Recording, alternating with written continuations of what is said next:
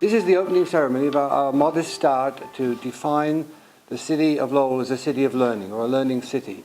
And I'm going to let the Mayor speak a little bit more about that and my colleague John O'Halloran, but this came about in part because we had a meeting here about 18 months ago, or 16 months ago, and John O'Halloran, who was sitting there, said, you know, Lowell seems like a learning city, and I had no idea what he was talking about. So I Googled this, good researcher that I am, figured it out, and talked to lots of people, and we're trying now to define and sort of start off the beginning of the first attempt to create a festival of learning in Lowell. And we started with this tonight. There were 2 or 3 days of events going on, and we culminate with our Earth Day Parade and festival on Sunday, which I ask you all to come to. You know, when John started talking about the learning cities and UNESCO, and I was really excited by that, because you have to know my background.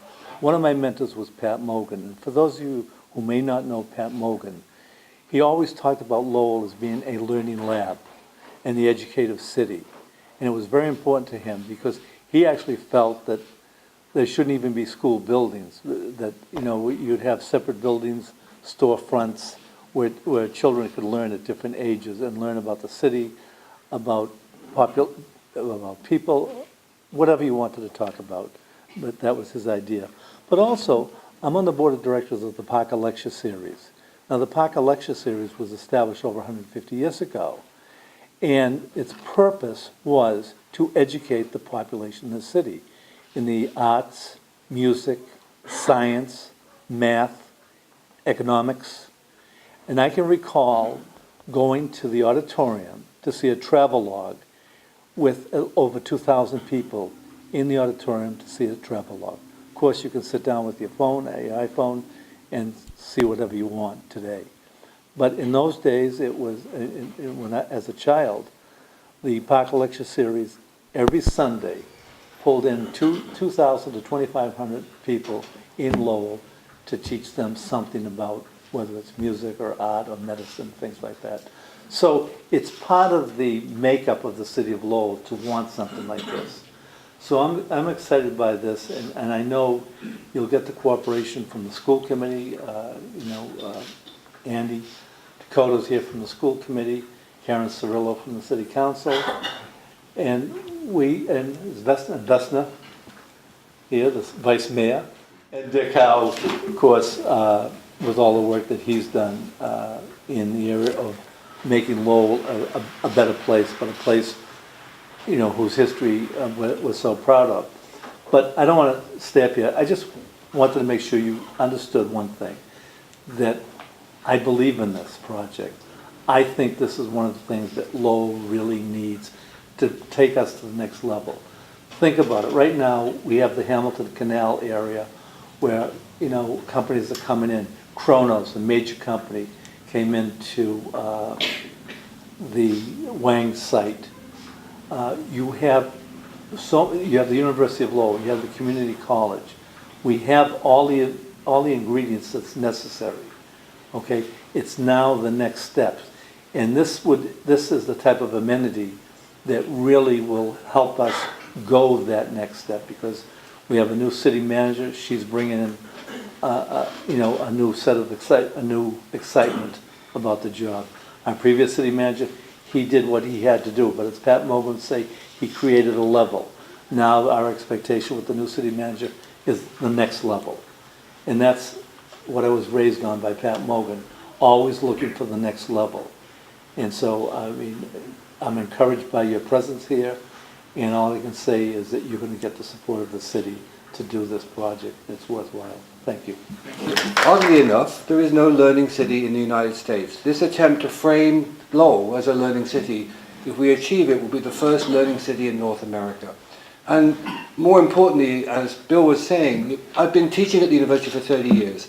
Institutions like the university do great things, but they create a culture of teaching, not necessarily a culture of learning.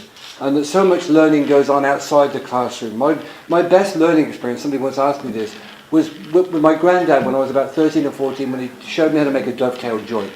It was not in the many schools I've been to for a very long time. And that kind of ability to share skills, to develop these ideas, it's just a really great way of framing, as Bill said, what is actually an educative city here. And doing this, we've merged our efforts to create a parade and an event to celebrate Earth Day as a core activity and joined this together to create the first pilot program of a Festival of Learning. And the idea is to build on that and build on the some 60 partners in Lowell that we have who are working on this notion of a city of learning. So to tell you a little bit more about the experience before I introduce our guest speaker, I'd like John Harlan to stand up and come and talk to us. John is the Vice President of the University College Cork, a zoologist by training, a professor of zoology, and has become a dear friend and quite annoying too. This evening, John, thank you. This is really something really special happening here tonight. You may not realise how important this is and how really special this is. And I just like, and with the Provost here from UMass Lowell, Mike, very nice to see you. And I just like to take a few moments, and if there's anybody responsible for me being here, it's Victoria Danoon at the back and Rory O'Mahony from UMass Lowell, because they invited us over as part of the project on sustainability. And we are involved in a great project, and we've had a wonderful day today in the university sharing experiences about sustainability. And you might say, well, what's that got to do with a learning city? And what we quickly discovered is in the conversations that Jack Luskin is here and others who from the university and John, when we organised the workshop, what emerged very quickly to me is that some of the issues that I face every day in the university that I work with and the city in which I live and the people I want to connect with were exactly the same issues that you face. Probably a little element of tension, probably a little element of distrust, probably a little element of not really sure what those guys are doing there, or what are you all doing together. And we've been through that journey, and we're on this, what I call this lifelong learning project, where we're learning as we continue in our world today. And John made a really important observation, and just in case it slipped you, he said it's about learning. It's not about teaching, actually. Learning happens in many, many different places. And you reference learning probably never happened, well, the best learning we say probably doesn't happen in the classroom. And what we capture is what's called formal and informal learning. That learning may extend to what's happening in your city library, to your coaches on the pitches today, educating young people to grow up and be fine young citizens. It might be somebody who is teaching music somewhere in a room on their own. And it's nice to see another Cork lady here, who I met earlier, who's over 40 years here, which is just lovely to feel the warmth of this community as well as something I should reference. The other thing I'd like to say, it's not about just valuing lifelong learning, and I'd like to introduce another dimension for you tonight. It's what I call life-wide learning. So lifelong is the kind of thing we're probably familiar with as we get older. Hopefully we get wiser.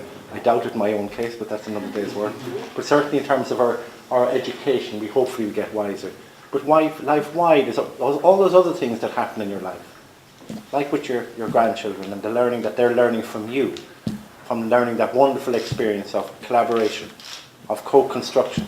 Whatever you were doing, it sounded really interesting. But there are the really important things that make us good citizens, make us good people. Those dimensions of life-wide. Sometimes we're very bad at it at the university. I think we're getting better at it in terms of how we connect with our students and connect with the world. And in my university, I'm on a journey of what I call the connected curriculum, and I've been mentioning this today in some of our colleagues. And the notion of a connected curriculum is, it sounds kind of complicated when you say it, but actually it's very simple. It's connecting with your community. It's connecting with practitioners. It's connecting with research, which is what fundamentally university is about, discovery of new knowledge. It's about connecting across disciplines, so one just discipline itself isn't important. And it's connecting in many, many different ways and giving university students and faculty an opportunity to connect. So what we did in Cork is we got a university, we got the city, like you. We also had the equivalent of your community colleges, and an equivalent of another model of higher education called an Institute of Technology. And we sat down and we said, we're all playing an important role in education, in our own and different ways, in everything we do. How might we do this together? And the very first step was we signed a contract, if you like, or a memorandum of understanding. We began for the first time to say, we're going to do this together. UMass campus here is an integral part of this city. You wouldn't have this city without UMass. You wouldn't have UMass without the city. So that beautiful intersection that happens in these kinds of communities, which are incredibly important. Fundamentally about cooperation, fundamentally about collaboration. And UNESCO described it as a city which effectively mobilises its resources across all sectors to maximise the opportunity for lifelong learning for all its citizens. So maximising the opportunity, leveraging the assets of the state and all other assets to the opportunity for lifelong, and I would add in life-wide learning. So what you're embarking on tonight is something really special, because for the first time you're saying, You know, the boundaries, you're lucky you don't have, in my university we've walls around it, and we don't have those kinds of barriers, but maybe there are other kinds of barriers that people feel that they can't walk into the campus. You're breaking down those. You're opening up new opportunities for conversation about respect, about collaboration, and about education and listening. And you know, John has referenced that there's nothing wrong with a small city being a lifelong learning city or with a learning festival. The conference that John referenced that was held in Cork in September last year was the third such conference for UNESCO. The previous hosts of that conference were Beijing City and Mexico City. Populations of 22 million, 23 million, populations of 12 million. Population of Cork is a little bit bigger than here, probably about 180,000. So wouldn't it be fantastic if Lowell was the first US city to hold a lifelong UNESCO festival? And I think that's the challenge for me to you tonight. You will only be successful if you leave here tonight and say, I'm going to reach my hand out into the campus. I'm going to reach my hand out into the city. I'm going to reach my hand into those communities where we have learning neighbourhoods, perhaps neighbourhoods that don't ordinarily enjoy the profits and the state and the assets of the state for education, people that maybe have not had a chance. And you know, wouldn't it be nice if we came back here next year and you had, I'm putting really under pressure now, but next year, and have some learning neighbourhoods where faculty, where students, where members of the city and other community colleges go out and listen first, because it's not about someone coming in the white horse. It's about understanding those deep relationships that happen in communities. So I'm just going to conclude by acknowledging the comment that we made in, as part of the declaration that was made in Cork. Excuse me. It said, local action, global impact. The things that you will do today, you mightn't think it's important, but it's incredibly important. What you're doing tonight is local, but has a global impact. We will leave here tomorrow or Friday and bring a message back to the other side of the world and say a bunch of us gathered here tonight to celebrate learning, to celebrate the importance of sharing and recognising and respecting each of us, our role in each of those. I finally say that ideas are only good if they fall on talented people, or if talented people who are respected, who have capacity and pick up those ideas, that actually things begin to happen. It just happened that on the morning that we were in UMass Lowell, that we just happened to mention a lifelong learning festival and a lifelong learning city, and a talented man like John Wooding and Victoria and Rory and all the people in this great university said this is something important. So to you, John, to all of you tonight, thank you for giving me the opportunity. I wish you well. I will be watching you. I will be back to see how you're doing, and I have no doubt that given the talent, and there are a number of Cork people in the room who also live here, so I'm trusting on you to tell me, those of you that are here, that you do something special, because you owe it to yourself, but more importantly, you owe it to your community. Thank you very, very much for that. We're very privileged to have an internationally known scholar to come and talk to you, and this is part of how we think about, we faculty at the universities are trying to demystify ourselves and say, we have a role to play, an important role to play, to talk about what we do and engage with the community and to learn from that community. Much as over 30 years I've learned most of what I've learned from my students, So I'm very pleased and proud to have Professor Mary Murphy here. She is also here as part of our Brad Morse Scholarship Program, and Brad Morse, as some of you may know, was for a Lowell local, Republican, when Republicans were nice people. Just kidding. Who was very international in his outlook, and he became the United States ambassador to the United Nations. And so his family gave an endowment to Middlesex Community College and to the university, so it provides a little funding to bring international scholars here who deal with international things. And so it's really a delight to have Mary here today. And she told me I shouldn't read a long biography about her, but I will read the short one. Okay. Mary is Professor of Politics at University College Cork. She's also the Jean Monnet Professor of European Integration. Jean Monnet is a French guy, you should look him up. Important player in the post-war period. She's also the Associate Fellow of Oris Associations for Contemporary European Studies, and Associate Fellow, they really should drop the fellow thing, really? Really. The Associate Fellow of the Oris Association for Contemporary European Studies, an Associate Fellow at the Centre for Constitutional Change at the University of Edinburgh in Scotland, a Senior Fellow at the Centre for European Studies at Canterbury Christ Church University. So please, a round of applause for Professor Mary Murphy. Thank you for the invitation to be here, and congratulations to you for this initiative. Standing here, I'm actually reminded of my grandmother. As I stand here, she was also called Mary Murphy, and at the age of 17, she emigrated from Ireland to New York, and rather unusually for the time, she returned to Ireland after 5 years and brought her dowry with her and married my grandfather.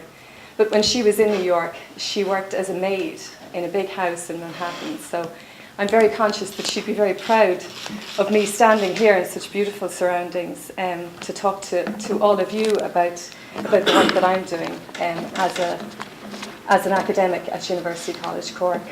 And the subject of my talk is what Brexit means for Ireland. And I guess this may seem like a slightly unusual theme, but I think there's actually some very interesting parallels in terms of what's happening on our side of the Atlantic and what's happening on this side of the Atlantic, politically speaking.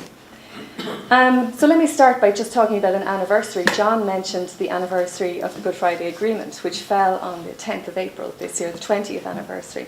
But today, the 18th of April, is actually also an anniversary. On the 18th of April 1949, it was actually Easter Monday. And on that day in Ireland, the 26 counties which today comprise the Republic of Ireland, they officially left the British Commonwealth. So nearly 70 years ago now, we cut the last of our constitutional links with Britain. So it was a significant day because the description of the Irish state from that point onwards became the Republic of Ireland, which is what we're known as today. And the birth of the new republic, as it was then, just under 70 years ago, it was welcomed throughout the country, lots of celebrations, military parade, special church services as well to mark the day. And at 1 minute past midnight, Ireland's national broadcaster, Radio Éireann, broadcast this statement, and I'm just going to briefly read it for you. It said, "These are the first moments of Easter Monday, April 18th, 1949. Since midnight, for the first time in history, international recognition has been afforded to the Republic of Ireland. Our listeners will join us in asking God's blessing on the Republic and in praying that it will not be long until the sovereignty of the Republic extends over the whole of our national territory." Now, I think there's two important points to make about that particular statement. The first point to make is that Ireland is, comparatively speaking, a relatively young state, and we're probably still undergoing a process of maturation. But the second point to make is that it also points to the fact that we have had a conflict, we have had tensions with our nearest neighbour, with Britain. And to a large extent, that has marked the historical development of the Irish state. And they have, of course, lessened very significantly, and the 20th anniversary of the Good Friday Agreement has allowed us to reflect on that. But just consider that less than 25 years after Easter Monday, 1949, despite all that history of animosity between the two states, the Irish state had sufficiently matured to a point where it joined the European Union alongside its neighbour, the United Kingdom of Great Britain and Northern Ireland. And that happened on the 1st of January 1973, so 45 years ago this year. So I just want to give some context in terms of understanding the relationship between Ireland and the European Union. Ireland and the UK joined on the same day, 1st of January 1973. But Irish interest in becoming a member of the European Union probably dates back to the 1950s. We held a referendum in 1972, which allowed the Irish people to express a preference. And in that referendum, the turnout was a very respectable 70%. And the yes vote was an even more respectable 83%. So there was a very, very strong basis of support for Irish membership. Now, I think it's important to consider why the vote was so high and what motivated a vote in support of EU membership. There were a number of motivations. And one of the first and perhaps primary motivations was in relation to some of the new domestic policy priorities that this young state was now deciding to focus to focus explicitly on, and that was economic and social modernisation. That became an important priority from the 1950s onwards, and that's in contrast to what had exercised the state during its earlier years, which had been the national question, the question of Irish unity. A slight refocus from the 1950s onwards. In terms of achieving that, in terms of becoming a state which was economically viable and socially responsible, there was a recognition that Ireland had to lessen its economic dependence on the United Kingdom. So let me just give you one figure to illustrate that. In 1973, over half of Irish exports, 55% of Irish exports, went to the United Kingdom. So we had an exceptionally strong and perhaps risky economic trade relationship with the United Kingdom. And there was a consciousness amongst our young leadership at the time that trade relationship needed to diversify. So that was another reason. There was also a political context to the Irish desire for EU membership, and it was about the impact that it might have potentially on British-Irish relations, that it might become a forum wherein the tensions between the two states might be moderated. And I think it's also important to mention that there was a psychological dimension as well. Ireland, as I said, was a young state at that time, undergoing a process of maturation, acknowledging that it had now achieved international recognition. It needed a boost of confidence, perhaps, and having membership of the EU was seen as an important way of doing that. So for the early years of EU membership, from the 1970s onwards, I suppose let me just recall that the 1970s also coincided with a worsening situation in Northern Ireland. It would have been the most intense period of the Troubles. But nevertheless, Ireland and the UK joined. Ireland at that time was a small state relative to the existing EU members like France and Germany and Italy. It was also a peripheral state as well, right on the far northwestern corner of the continent. We had a relatively poor economic position. Living standards in Ireland were probably 60% of the EU average at the time. We were also quite protectionist in our orientation as well, which meant certain challenges in terms of becoming a member of the European Union. On security matters, we were different from our new European colleagues now because we have always and remain, at least in theory, neutral on security matters. We became a major net beneficiary of EU funding. We participated in the single market. In 1999, we signed up to the euro currency. And I think all in all and on balance, Ireland has benefited from our relationship with the European Union. And the benefits have been economic, they've been political, they've been social as well, and they have been psychological. But what's been the impact of our shared membership in terms of the fact that both Ireland and the UK joined at the same time? Well, the first point to make is that the economic relationship has changed, and it really has changed quite considerably. So if we note that in 1973, Irish exports to the UK were 55%, in 2003, when we marked 30 years of EU membership, Irish exports to the UK had fallen to 18%. So from 55 to 18. In 2015, the figure was 14%. So we've certainly changed that relationship. Think about imports as well. The UK today accounts for just over 25% of Irish imports. It's still a very considerable figure. The key sectors would be the food and drink sectors, live animals as well, chemicals, machinery, transport, etc., etc. But the key point to make here is that our trade relationships have changed and diversified. We now trade much, much more with our fellow European member states, with the United States and with the rest of the world. But we still have a strong relationship with the UK, and I guess that goes to the heart of some of the concerns that Ireland has about Brexit.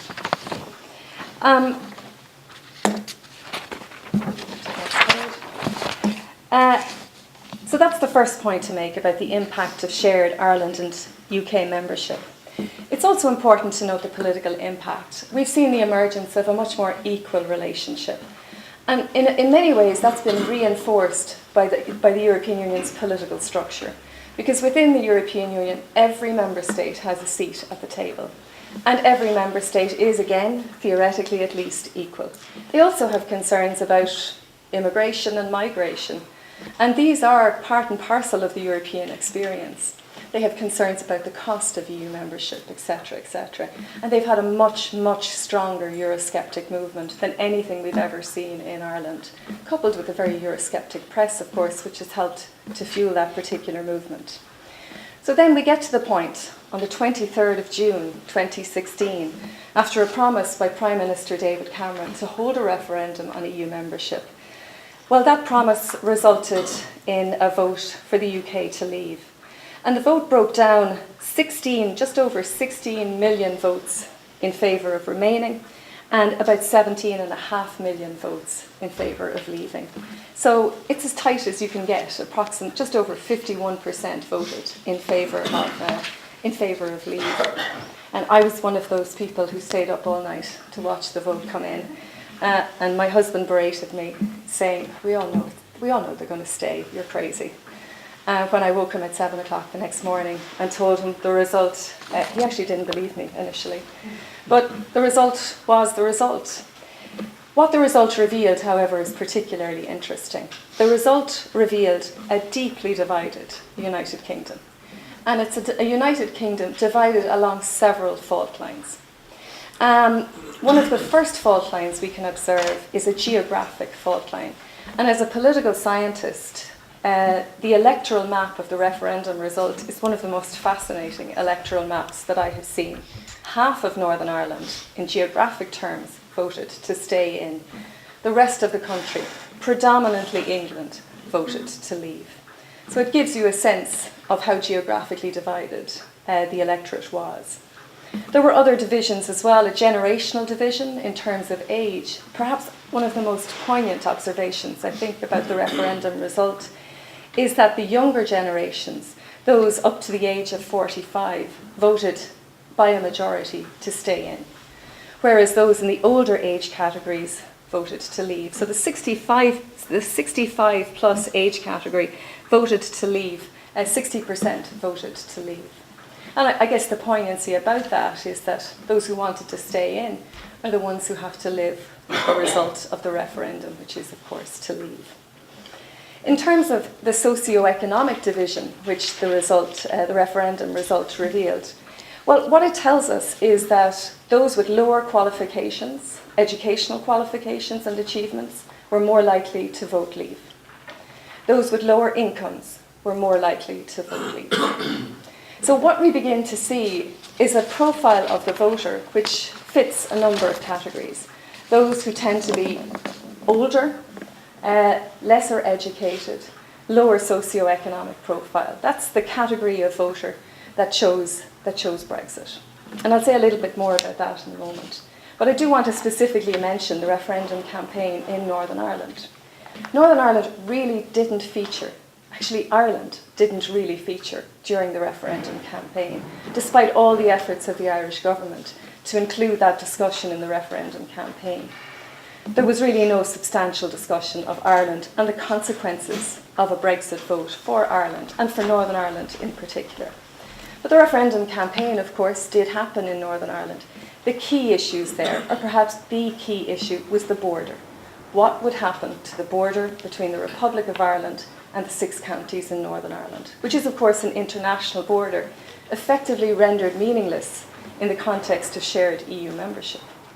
There were some other issues too in relation to trade and in relation to EU funding. Northern Ireland receives substantial funding from the European Union. There were concerns about agriculture as well. Agriculture is proportionately much more important to Northern Ireland than to the rest of the United Kingdom. There was a little bit of discussion of the cost of EU membership amongst those who were in favour of Brexit, and some small discussion of British sovereignty as well. But what they didn't really discuss in Northern Ireland, in contrast to the campaign across the rest of Britain, was issues around immigration and this notion of taking our country back, which was one of the themes of the Brexit campaign. They really didn't get extensive coverage in Northern Ireland at all. The political parties in Northern Ireland really did tend to shy away from many of the referendum issues. And I guess that's quite understandable, because many of these issues, they do touch on the constitutional question. They touch on issues around sovereignty. They touch on issues around national identity. And all of these issues are contested issues in Northern Ireland. Despite the Good Friday Agreement and despite peace, there are still residual conflict issues which require fixing in Northern Ireland. There really was no strong leadership on either side of the campaign in Northern Ireland, so I think it's fair to categorise it as quite muted and quite lacklustre and lacking in depth for the most part. The result was interesting. Northern Ireland, if you take it on its own, voted by 56% to remain in the European Union. Now that was expected, although we were anticipating a slightly higher Remain result. But nevertheless, the turnout was much lower. In fact, it was almost 10% lower than for the UK as a whole, and that was quite surprising. Maybe perhaps even more surprising in relation to turnout was the fact that nationalists, those who aspire to a united Ireland, their turnout was also lower than their unionist counterparts. Support for staying in the European Union was concentrated in Belfast, a very large urban centre, and every single constituency along the border voted to stay in. All of the other constituencies, those concentrated in the northeast of Northern Ireland, voted to leave. So you really can draw a line down through the middle of Northern Ireland in a geographic sense. But nevertheless, what's interesting about the result is that the electorate did not divide totally along community lines. And what I mean by that is the vast majority of nationalists, 90% approximately, voted for Remain. But about 30% of unionists also voted for Remain. So there was some crossover in terms of the preference of voters, and that's quite surprising when we consider Northern Ireland politics generally. It wasn't to last, however. Although initially it was difficult to talk about a very simplistic nationalist unionist divide in terms of the vote, it did develop over time. And once the vote was announced, what we observed was that the unionist community, even those who voted Remain, actually stood behind the result and stood with the British government in terms of pursuing Brexit. Nationalists, however, remained utterly opposed to the result.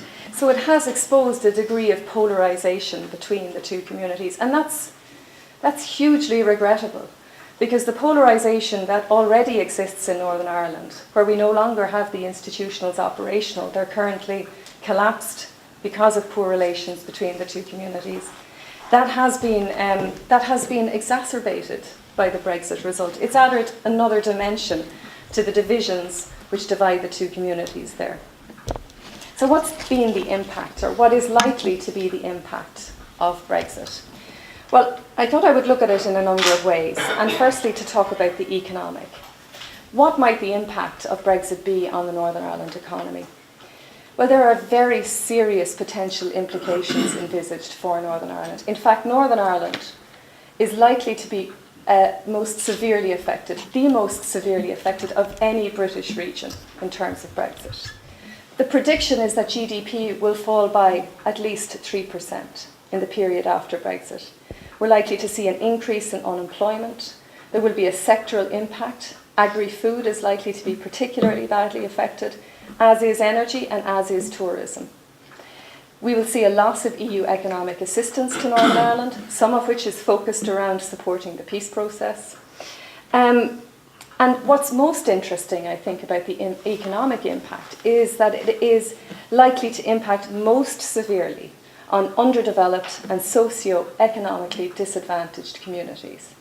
And what we can say about those communities in Northern Ireland is that they tend to be those parts of Northern Ireland which are most susceptible to violence. So that is a real fear in the context of Brexit. The impact on the Irish economy, if we turn to the Republic of Ireland, is equally severe. It's anticipated that bilateral trade flows could fall by up to 20%, which is a huge figure. The impact, again, will differ across sectors, but agri-food is considered to be most severely at risk. There is an anticipation that we might see an increase in foreign direct investment because we will still be a gateway to the rest of the single market. But even that is not considered to be sufficient to offset the overall negative impacts of Brexit. It is also anticipated we will see an increase in energy costs. Ireland is, for the purposes of energy, is an all-island economy. And we will also see the possible introduction of what might be termed regressive border controls. Now that will depend on the final trade relationship between the UK and the EU, whenever that is agreed and those negotiations continue. But let me just tell you about the border. The border is 300 miles long, if it were to be measured. The border has 275 border crossings. Some of them are considerable roads, motorways. Others are what you might call boreens, small tiny roads, but 275 crossings. If they have to be policed, if they have to have customs controls, that's a very significant infrastructural and logistic challenge. But it's also a political challenge, because the visuals of border controls is something that would hark back to darker days in Northern Ireland. I was in Belfast just last week for an event which marked the anniversary of the Good Friday Agreement. You literally don't know when you cross the border. There is no obstacle whatsoever. The only way you really know is that the signs change from kilometres to miles. It's literally invisible in the truest sense of the word. But 275 border crossings, that's actually more border crossings than is on the entire eastern border of the European Union. So that's a very, very considerable challenge should that happen. And when you think about the border and the people who cross it, it's estimated that there are 18,000 workers cross that border every day, that there are over 5,000 students who cross the border every day, and many more across the border for other reasons, for shopping, for healthcare visits, or many, many other reasons. There's about 1.7 million people cross the border by bus or train every year for short-term visits. So there's a considerable movement of people across that border, and there's a movement of trade as well across that border. But I think it's for its political significance that the possibility of border controls, that's really its most troubling aspect. So what of the political implications of Brexit then? Well, I think it's fair to say that Brexit has re-politicised the border in Irish politics. We had been quite successful in the context of the Good Friday Agreement of taking the politics out of the border. And the single market, membership of the EU, really did facilitate that, because it necessitated the removal of any sort of border controls. But Brexit brings all of that back into focus again, at a time when Northern Ireland was working through its peace process and trying to finalise it. There is agreement between the parties in Northern Ireland that whatever border comes should be as soft as it can possibly be. But what there isn't agreement on is how you do that. That's the real sticking point in Northern Ireland and in the UK-EU negotiations right now. How do you create a soft border which doesn't offend either community? So I think it's fair to say that Brexit has contributed to some polarisation in Northern Ireland politics since the vote. And it's polarised the political parties, it's polarised the communities, and it's done it at a time when relations are strained and are tense, when we're trying to work through the final stages of a peace process. There's also potential constitutional effects in relation to Brexit as well. The constitutional future of the United Kingdom is in flux right now. And we're seeing a number of developments in British politics which are pointing to that. Some have talked about an assault on parliamentary sovereignty. The Parliament, Westminster, is being undermined during this Brexit process because the power appears to be concentrated around Theresa May and the executive branch of the government. And just today, actually, a very significant vote in the House of Lords where they really are challenging Theresa May and the withdrawal bill which will take the UK out of the European Union. So we've seen some centralisation of power in Britain as a consequence of this. And it's also having an impact on the devolution arrangements, the specific regionalised arrangements for Scotland, for Northern Ireland and for Wales. There's also been some agitation around Scottish independence as well. That was reawoken following the Brexit vote. It hasn't necessarily come to anything yet, but I think it's quite likely that we may see a second Scottish independence vote in the not too distant future. The last Scottish independence vote was premised on the fact that if Scotland left the UK, they would leave the European Union too. But now that the UK has chosen to leave the European Union without Scottish support for that move, it begs questions about Scotland's constitutional future. And what it's also important to acknowledge is that Irish unity is now on the political agenda in a way that it hasn't been for a very, very long time. Our politicians are talking about it. Our Parliament is talking about it. And there is now some sense of an Irish unity referendum, possibly in the not too distant future. So the entire future of the United Kingdom as a single coherent constitutional unit is now up for grabs. Fourth point, so it's economics, politics, the constitution. I also want to make a point about British-Irish relations, which I would characterise as being bruised right now. Obviously, we have enormous links between the two countries. There are political links, there are economic links, there are cultural links, there are family links, there are personal links, and they're really important links. And there has been a certain flourishing of the British-Irish relationship since the Good Friday Agreement. However, that has been challenged by Brexit. The Irish government, the Irish people perhaps, feel aggrieved by the fact that Brexit will take the UK out of the European Union and that will have a potentially very severe impact on Ireland. And that's felt very acutely. And the Brexit negotiations, if you think of the framework within which Brexit is taking place, that framework is based on the UK negotiating with the European Union. They're not negotiating with Ireland. Ireland is negotiating through the European Union. So even that, even in terms of allowing contact between the two countries, that's been undermined by Brexit as well. And those good relations, I really can't stress enough how much that relationship has underpinned the Northern Ireland peace process. And the fact that Brexit challenges that is difficult. There is some concern as well about the way in which Ireland was never really considered during the referendum campaign, and the way in which Irish interests have been dealt with since the referendum campaign. There's been some hardline rhetoric, I think, on both sides, Britain and Ireland. And there's also been some negative stereotyping emerging as well. And again, all of these are troublesome signs in terms of the future. And let me just say something as well before I finish about Ireland after Brexit. So Ireland and the EU and the future of that relationship. As the UK leaves the European Union, the sands are shifting within the European Union. It is changing. The loss of the UK, Ireland is losing an important ally around that European Union table. We didn't agree on everything in relation to EU policy, but we did agree on a lot. And some of the things we agreed on are things that are very, very important to Ireland. The EU will probably look in the not too distant future at creating a single corporation tax across the EU. That's something that the Irish government would be quite concerned about. And the UK would have been on our side in relation to that. There's also implications in terms of the budget. The UK was a significant contributor to the European Union's budget.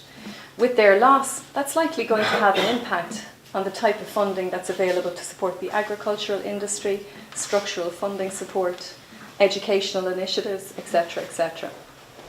And there's a security impact as well.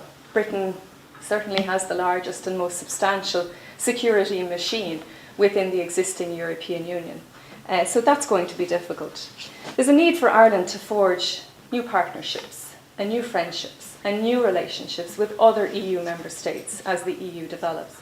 And I think even in terms of us being here, that fits into that broad, Irish strategy of developing friendships and relationships, not just within the European Union, but beyond the European Union as it develops and as the EU moves away from it. Irish political dynamics are also changing in an internal domestic sense. There was some notion that Ireland should follow the UK out of the European Union, this idea of an IRE exit, as it's been labelled.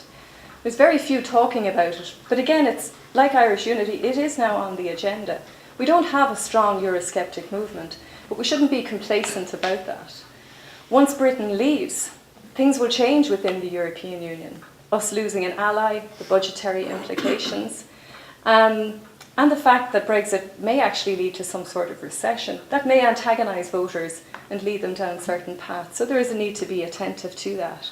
We're seeing party system change in Ireland as well. Sinn Féin is becoming an important force in Irish politics. It's not inconceivable that Sinn Féin might be in government as a partner in the not too distant future. So that will also change some of the priorities which Ireland is focused on. And then as well, there's also the question about the contingency of public support in Ireland for the European Union. We've always been really, really positive about it, but can we expect that level of public support to continue into the future? So I think in all of this, it's also important to be aware that Ireland's future within the European Union is also challenging in the context of Brexit. I'm conscious I'm not telling a very happy story, but that being said, I think it's important for Ireland, for the European Union, for all of us to appreciate that there's been many changes in politics in many countries, here in the US, but equally in Europe, and not just in the UK, but within some of our Eastern European neighbours as well, and within some of the Western European countries where we've seen new movements and new figures emerge, which challenge our traditional conceptions of political systems, what they do and how they do it. I think being attuned to the challenges that we're facing is very important in this particular period. And as I said, this kind of an exercise, having the opportunity to talk to people beyond my very narrow circle of academic friends and to share these stories and to talk about what they mean is very, very important. So I'm very grateful for the opportunity. Before I let you go, I just wanted also to thank Mayor Samaras for supporting us and doing this and starting this process. I'd like to thank our Provost, Mike Vader, who's here, Chief Academic Officer. It's important to have your presence here to say this is something we want to engage the university in doing. Councillor Cirillo, thank you so much for coming, and Councillor Dewan, who I think is left out, but it's great to have you here. And for all of the folks here who come are part of our partner organisations. I see Chris over there from Do It Yourself, Lowell, Dick Howard's giving some talks. And let me just remind you before I let you go that this is the start of our 3 or 4 day Festival of Learning, and there's a little flyer here. I know you need the Hubble telescope to see it, but there are posters up around the world. There's out on Facebook and various other kinds of places. And also to remind you, on Sunday, and the weather is meant to be nice, we are again doing our 5th annual parade of Earth Day celebrations, starting about 11:30 at the Park Visitor Centre. We're going to march to UTech, where there'll be a large festival around Earth Day. It's really important that you come because we've got a lot of young kids in schools with our activities here. Support them if you can and be out there. It'll be fun, it's a good thing for you to do, and it's good exercise that's good for you.